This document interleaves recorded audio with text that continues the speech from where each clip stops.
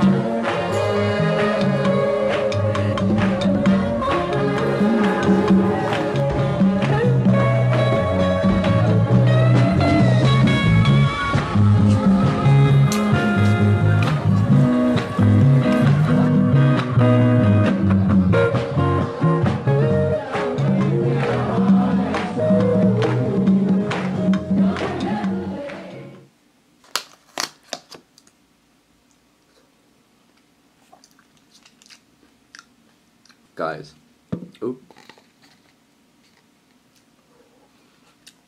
Look at this little fruit cup that my work gave me. So sweet of them. That was a really good cherry tomato. Boricha. What's up, y'all? I can't talk for too long because I'm meeting a very special guest today. Actually, maybe two more. We'll save the surprise. We're meeting Roisin from Roisin's Reading. Or Roisin Reading. Is she reading? So stoked to meet her. It's always so cool to just like meet other people in the field, you know, make online, offline. It's just so sweet. Quick book updates, and I'm gonna really quickly check the name of this book because I don't know what I'm reading on the Kindle. You know, I find that happens to me often. I have the Kindle, and then I forget, like, what I'm reading. Okay. Really quickly, Tramps Like Us by Joe Westmoreland. It's getting a reprint. It was first published in 2001, and then published again by the University of Wisconsin Press in 2003, and then that's what it is. MCD is reprinting it. And yeah, apparently it's a little cult classic. It's about the gay liberation, the beginning of the AIDS crisis. So far, I'm like only 20% of the way through. It's very Bildungsroman. It's about a boy who runs away from a very abusive household. Like, his sister is being touched by his daddy.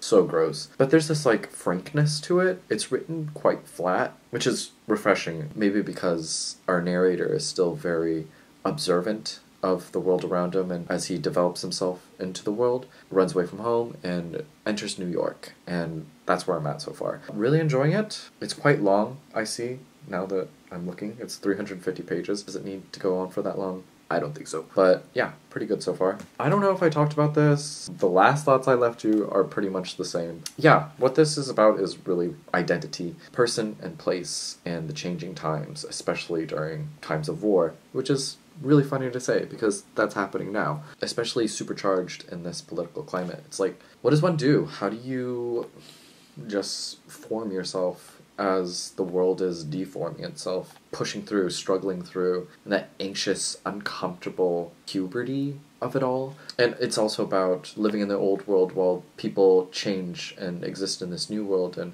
either adapting to their new self or you reserving yourself in the old world. And it's that thing, that old and new, people coming into your life and leaving to become better versions of themselves or worse versions of themselves. And at what point do you accept who they are, the way they are, as they are? Does that make sense? Can you tell I drank a shit ton of coffee? Yeah, I feel like quite jittery. I don't know. Ran that caffeine high. I should probably have more fruit. Ooh, that was a great apple. Did you hear that crisp? Was I crispin'? Did you hear the crisps? Okay. And exciting, finally, y'all. The door, Magda Szabo. Finally doing this. And doing it with a very special person. Doing it with Nor's bookshelf. Love you, Nor. I love Nora. She's like great energy, like great book energy. She's like that friend that you always want in the bookstore with you to keep you accountable, making sure you don't make impulse purchases, but also there for the book talks. She's that person. We're doing this together. Our first mock Szabo together, I believe, methinks. But yeah, super stoked. I feel like I'm the last person to read this. I feel like everyone that I love has read this. An unsettling exploration of the relationship between two very different women. We'll stop right there. Women writing the relationship? Count me in. I'm all in. Today, y'all, I'm fucking mad. Nobody told me that Patti Smith was in the house. Picnic Seoul, great tiny exhibition space, is hosting, an exhibition by her. And she was here yesterday. Yesterday she sang, and then today she's doing an artist talk, and I'm so upset that I'm missing both. Ugh. But I did get tickets for today. Roisin and I are going. I'm making her go. And yeah, should be good. Hopefully, maybe she's floating around the galleries. Let's manifest. Fingers crossed. I need to make note here, real quick, that I saw Patti Smith live years ago at the Strictly Hardly Bluegrass Festival at Golden Gate Park in San Francisco. For free. For free. I heard her sing live for free. She sang Gloria. She sang Because the Night. My little tween self, giddy, giddy, giddy, giddy, ecstatic. I was just like, how? How is this free, and how, in like my very early becomings, did I get a chance to see her? This would be my second time seeing her, and love her Substack. I've actually only read Just Kids, which I stole from a Target, and still have that copy at my LA address. Loved that book when I read it at the time. Love Patti Smith. She's wonderful, wonderful human being. Like, I don't know how much more of a wonderful person you can be with all that she's provided in all of the arts and all of her relationships to other artists. Just like amazing, incredible. And then Roisin and I will do some bits and bobs around town, go to a bookshop, Oppie, and then that's pretty much it. I really just want to rush home afterwards and finish my Ocean Vung vlog. The Emperor of Gladness vlog, I'm pretty sure it'll come out before this comes out, but oh my god, it's been a struggle. I've edited down like 2 hours of footage to like 40 minutes. Yeah, it's just been a hellstorm having to edit it off my like tiny iPad. And yeah, I just want to put it out. I don't know, I'm not really happy with it, honestly. I'm not happy with the references that I chose, but I just decided to stick with it because I spent too much time. And also, it took like a month to gather all of that footage, and because it took me a month to finish the book, and because it put me in a heavy slump, I'm just like, I don't know. And then it's just like the question, will it perform well? Yeah. Anyway, let's get going. Otherwise, I'm gonna be late. So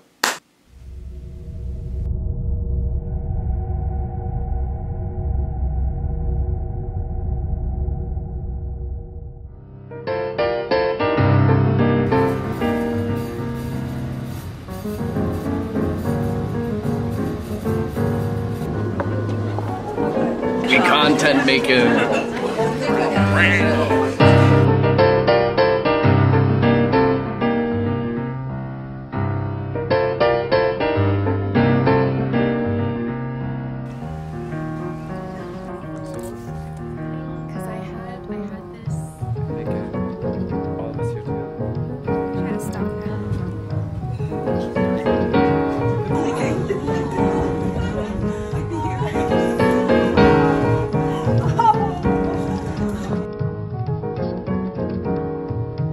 Sadly, she died in an accident, and the sound of crickets, the high-pitched sound of crickets, was all that was heard in the night of her accident.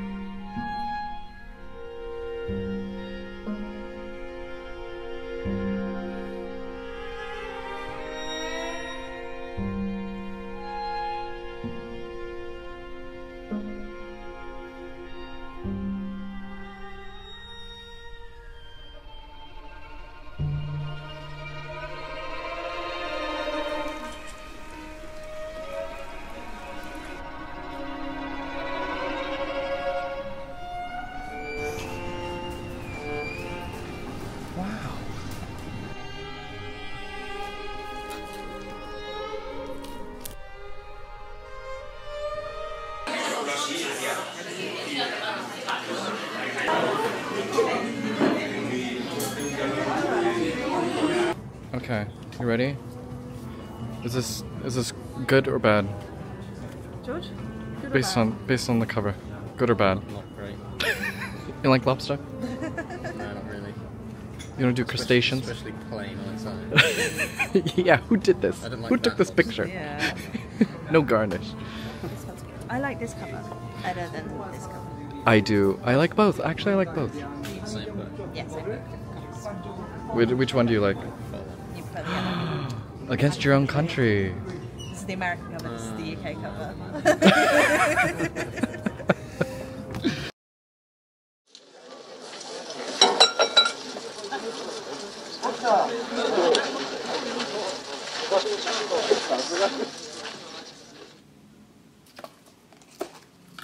Guys, look at this.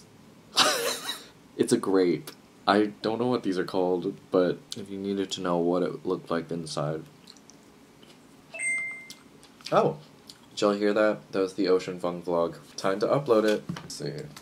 If anyone needed to know the process, what I do is I airdrop it to my MacBook. 40 minutes long, y'all. And then I'm gonna go into YouTube Studio, and then, yeah. Battle the copywriters and see if everything's a-okay. Guys, I saw Patti Smith yesterday. We didn't have tickets to see the chat, but we were able to sneak in because there were some no-shows, and it was magical. She talked about her exhibit, which is in collaboration with Soundwalk Collective. It's mixed media. It's called Correspondences. Soundwalk Collective, they gathered a bunch of sounds within nature, mostly the nature surrounding the DMZ, which is the border between South Korea and North Korea. It's all overlaid with Patti Smith's prose, poetry, sing-song voice, and it's image-based. There's drawings, there's handwriting from Patti. It's just this beautiful, collaborative mush of just good stuff. It's about taking something and then integrating into something else. Enjoyable. The talk itself was also wonderful. Just always to hear Patti talk is so great. It's so special. She's such an incredible human being. I got to ask a question about immediate books and films that came to mind surrounding the exhibit. The poem is Osmandius by Percy Bysshe Shelley. I've never heard of that poem, but Roisin did. Met the lovely Roisin. We had such a lovely day yesterday, being caught up in the rain, had some kalguksu. Yeah, met up with Cherin and Carrie. It was just so wonderful. We had this cute fan moment, and we were just waiting outside trying to get in to see Patti Smith. The woman has made such an impression on us in a way where it felt so integral to being human. Yeah, after that, Roisin and I had some coffee, tea, made a bit of content, and then, yeah, went to Kyobo, obviously, where I made her pick up Human X by Hong Kong because she was looking for a good ghost story, and I was like, what good ghost story have I read recently? That was the only one that came to mind. I did pick up this. I've been waiting for this for so long to come to Kyobo, but it is the new edition of Popeye magazine for May. Yeah, I just love this cover so much. I can't wait to open this. I did also pick up the catalog for the show, mostly because there's bits of poetry in here written by Patty, so I was just like, oh, so special. Let me pick this up. And also, it was only like 29,000 won. Let me do that conversion for y'all real quick. This is $20.45. In America, would easily cost you upwards $40-50. And the paper is like so nice. Nora and I got to talking. We read a bit of The Door by Magda Szabo. Guys, oh my god. Why has it taken me so long to read this? This is so good. Y'all are so right. The language in here, in the very first chapter, we know that Emerence, our narrator, is infatuated with Emerence. I'm not quite sure how she's infatuated with her yet, but there's love there. But she dies. The narrator kills Emerence. This is all in the first chapter, so it's no big spoiler. But it's the unraveling and getting to know how she got to know Emerence that is, I think, most of the work so far. But yeah, it plays with the reliability of narration. Whose perspective do we trust? How is a person formed? Through the voice of others, through the impressions of others, and how is that person actualized? Is it simply actualized within your head, or is it through actual history, through interaction, that creates the fullness and the flesh of a person? All really interesting because our narrator constantly says that Emerence is not reliable in any sense, but then we're put into question of like, how can we rely on our narrator? Got to the end of a chapter called Christ's Brothers and Sisters. The chapter ends with, do you believe me? And what a question. The pressure of that question is like, one, do you believe sort of the disbelief that I've just encountered? She expresses a part of her history, and it's pretty wild and severe and kind of out there, and you're just like, whoa, what the fuck? But then the question is just like, why even ask that? Why even ask such a question? I think it plays into the question of reliability. And yeah, what is the unreliable narrator? There's just this like frenetic vibrancy to the book where there's this underlying sense of hyperactive emotions that is there, just like underneath the surface, and it wants to spurt out, and I'm kind of waiting for it to spurt out. But so far, really, really beautiful language. Really excited to get through the rest of this. I just finished watching Akira Kurosawa's Rashomon. That is also a film about reliability of narration. It's a single story, but told through the perspective of 3 different people, based on their moral standings and their sex and their biases and their desires. It's so funny that like each story is different or offers a different entry point or viewpoint that suggests that in essence everyone is unreliable, and it really is only through honesty of story do we rely on a person for their narrative and their trust, and that's how we trust people. Beautifully done, gorgeously shot. I love Kurosawa and how he blocks films, how a face is just in and up there, but also the distance that he creates and the hierarchies, his characters. He just does wonderful blocking that is great storytelling. Makes me think about like reliability. I always feel like I need to plug this because it really does help the channel out a bit. I am a Blackwell's affiliate. If you enjoyed me talking about books or anything, please consider using my affiliate link downstairs. Helps me out a bit, helps the channel out a bit, put out videos like this. Or yeah, use it for any of your other bookish needs. As always, be well, do good work, keep in touch.